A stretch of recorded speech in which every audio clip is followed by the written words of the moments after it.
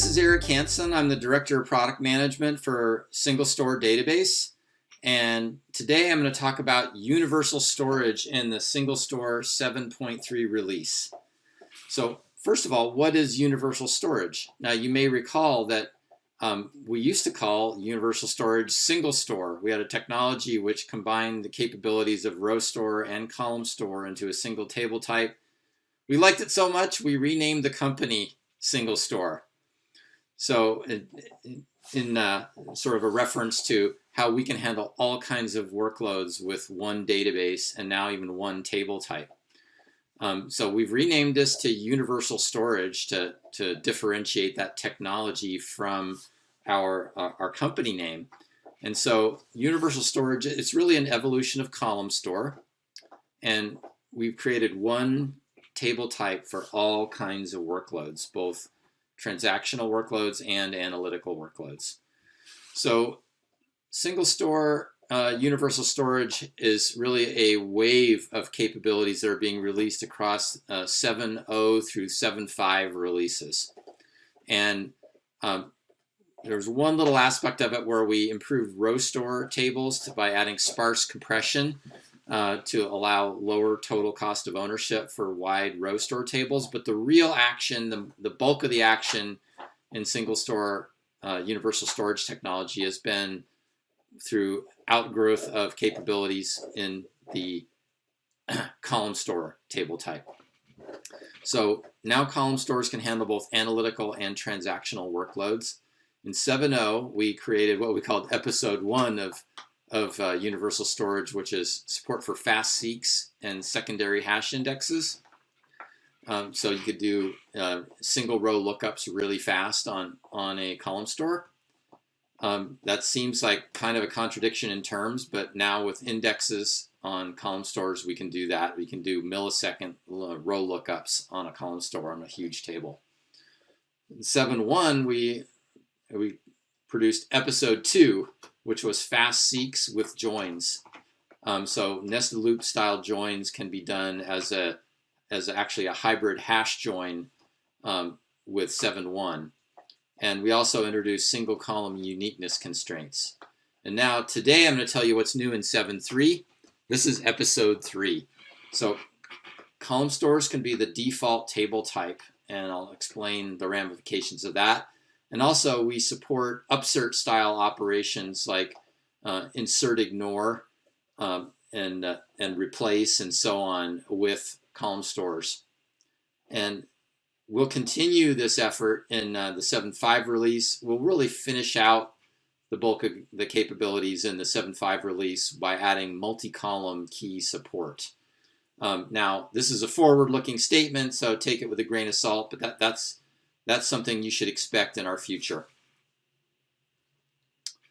And the overall benefits of universal storage are easier development. That means you can have a single table type for all kinds of workloads. And also there's no need to combine row store and column store and move the data in the application from one table to another to do streaming ingest with deduplication. Quite a number of our customers are doing that today. They're landing data in a row store, doing upserts on it, deduplication, various types of cleanup, and then migrating the data into a column store. And it works great. It's really useful for a lot of people, but it's more effort for the application developer than we would like. So we're allowing people basically to just have one table, which will be a column store that'll be universal storage enabled, and they can do their ingest directly into that table and their analytics on the same table, and without having to figure out a maybe potentially a little bit complex process for moving data from one row store table to a second column store table in the app. And moving on, fast row lookups and the best analytics speed can now be had on the same table. So that didn't used to be possible. Now we can do it with universal storage. Also, the total cost of ownership can be much improved because now all the data can live on disk. It doesn't have to reside in RAM. So Row stores are really quite amazing at very fast lookups, having multiple secondary indexes on the same table. They're terrific, but the people felt that the total cost of ownership needed to provide enough servers with enough RAM to hold all the data for a large row store was an issue. So in order to improve total cost of ownership, we produced universal storage that lets the data live on disk, but you can do those fast row lookups as well, in addition to analytics. Also, having universal storage allows you to avoid accidental out-of-memory conditions. So some people have struggled a bit with creating row store tables by default, and then they love it. They're getting great performance. They keep adding data, and then they run out of space because they don't have enough RAM on their servers. So to work around that, you'd have to add more servers and rebalance. So it can take time. So you'll have a lot less of that with universal storage, since the data can be much bigger than will fit in RAM, but you're still going to get good performance. 7.3 also allows column store to be the default table type. You can now set this global variable called default table type to column store or row store. So if you set it to column store, when you do a regular create table, even if you don't mention column store a sort key in the table definition, it will still be a column store. So now this will default to column store for new customers on managed service. For 7.3, our SingleStore managed service is a platform as a service that runs SingleStore on your favorite cloud platform. The existing customers won't be impacted, but new customers, we're just going to make column store the default table type. Existing customers that want that change can work with our support team to turn that on. And on SingleStore DB, which is the software that you purchase from us, row store will still be the default. At a future date, we plan to make it column store the default in a future release. So again, the benefits are you are going to avoid out-of-memory conditions by default with a default of column store. We'll have better TCO by default. That's total cost of ownership, and just easier syntax. So let's take a look at that. Here's an example of column store as the default. On the left, you see just a regular create table statement for web page visits. We've got columns like ID, user ID, page ID, when it was clicked, and then definition of a primary key on the ID column, and then a couple of key definitions. One that's a composite key on user ID and page ID, one that's a single column key when clicked. So basic table definition for a web page visits table. Now, if you have column store as the default, the actual physical schema of that table will be as you see on the right. So notice that we have a unique key using hash. There's a key that's using hash on when clicked, the shard key on ID. There's a sort key that's empty using clustered column store, and there's keys on user ID and page ID. So one thing to notice is that the multi-column key has been split into two single column keys. So to do unique row lookups, we'll do what's called an index intersection type query execution plan. Still should be quite fast for the large majority of use cases. Eventually, we will support multi-column indexes, but now, since we only support single column indexes, we're using this multi-column key goes to multiple single column keys approach, and we'll use them appropriately during query execution. And if you don't mention a sort key, then you're going to get an empty sort key, as you see in the last line on the right. In addition, we're also supporting upsert style capabilities on universal storage in 7.3. This is going to enable those use cases that I talked about where people are ingesting data and deduplicating, for example, and then they want to do analytics on that data. It'll enable people to do that with just one table instead of two. Much, much simplified from the application developer's point of view. DML will now support insert, ignore, and insert on duplicate key update and replace.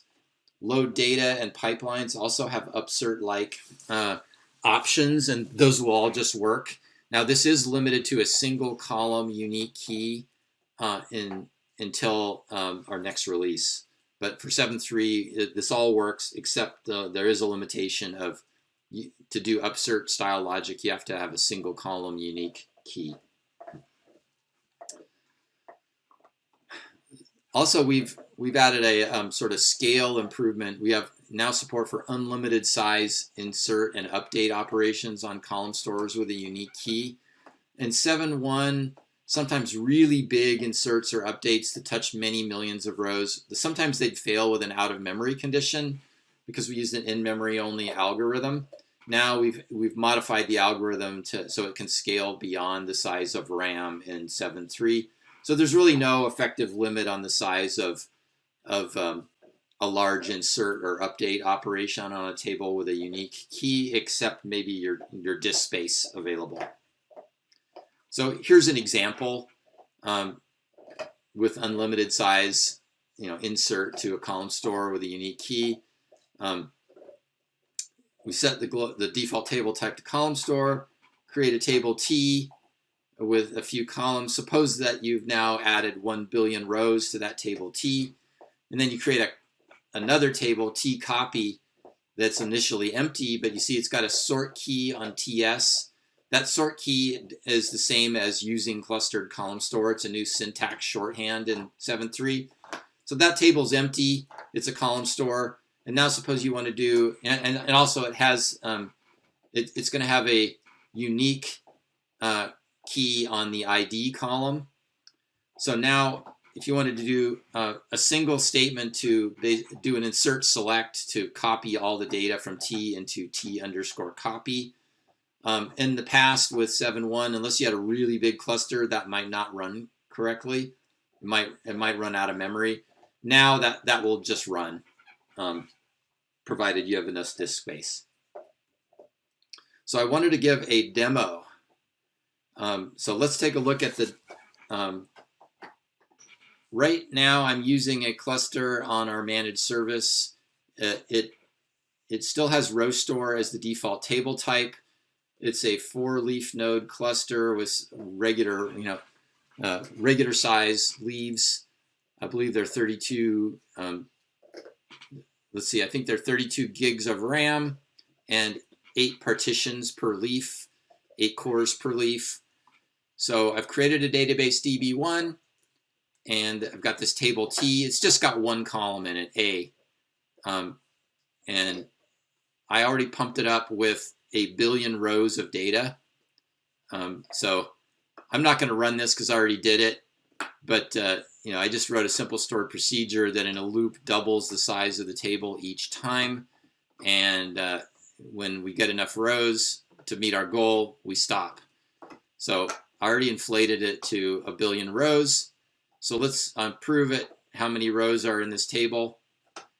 So you see I said this simple select statement, there's 1,073,000,000 rows in here. So I got that as, it's a power of 2 from doubling each time. And now I already created this second table T2. It's got a unique key on column A that's using hash, sharding on A, and the sort key. There's a sort key on that's empty. That sort key again makes this table a column store. So now, since I already inserted the logic I used to insert the data, created unique serial numbers. So I'll leave that as an exercise to the reader. You can take a look at that stored procedure and prove to yourself that they're unique, but I attest that they're unique. So since they go from 1 up to the number of rows in the table.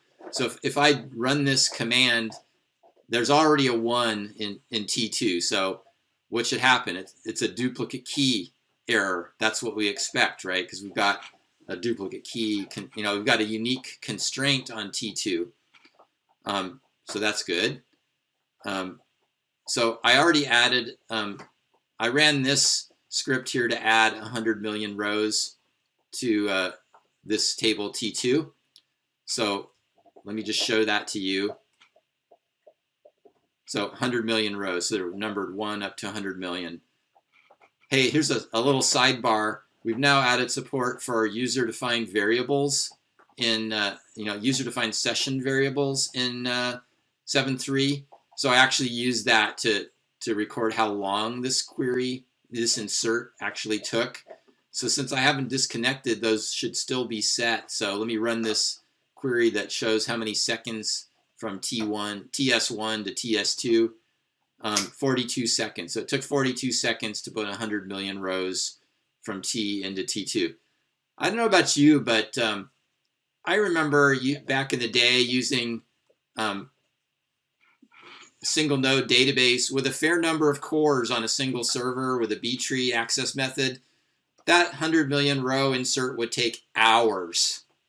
It took 42 seconds. So that's just a little, for those of you who are new to SingleStore, that's sort of a little bit of our magic, is that the performance is insane, even on a reasonable amount of hardware. This is only 32 cores. So again, there's 100 million rows. So I illustrated for you how long that took to put 100 million rows in, and notice it ran fine. It didn't run out of memory.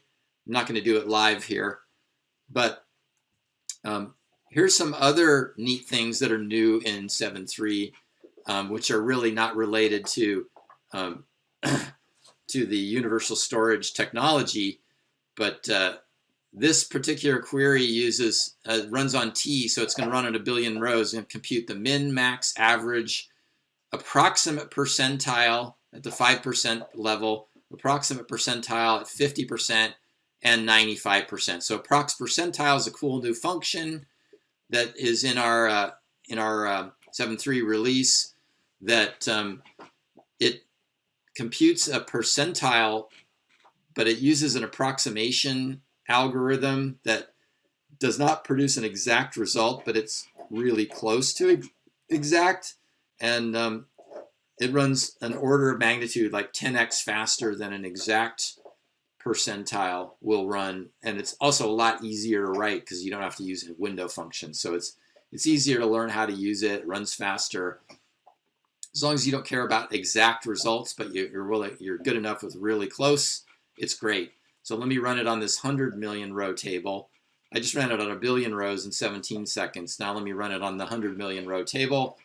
Only took less than 1.8 seconds. So notice the min and max are as expected, 1 million, 100 million. The average, see, it's super, super close. Well, this is the actual average. That's exact. So notice the approx percentile average is on, this is the 50th percentile. Look how close it is to the actual average. Since it's just, we know that the median and the average are going to be almost the same since the numbers are uniformly distributed. Look how close that is to the average. Very, very high accuracy. And you can see that, with the 95th percentile, it's at 95 million with several zeros after it. So very accurate. So anyway, now I've just demonstrated for you universal storage in 7.3 with a few extra goodies thrown in related to approximate percentile and also session variables. That was the demo of universal storage in 7.3. And I just wanted to also call out again that 7.3 will very quickly be available on our managed service, if it's not already by the time you're watching this video. And the default table type will become column store for new users. And existing users will have a path to evolve to have that be their default table type. So thank you very much. Appreciate you listening to our video, and have a great day.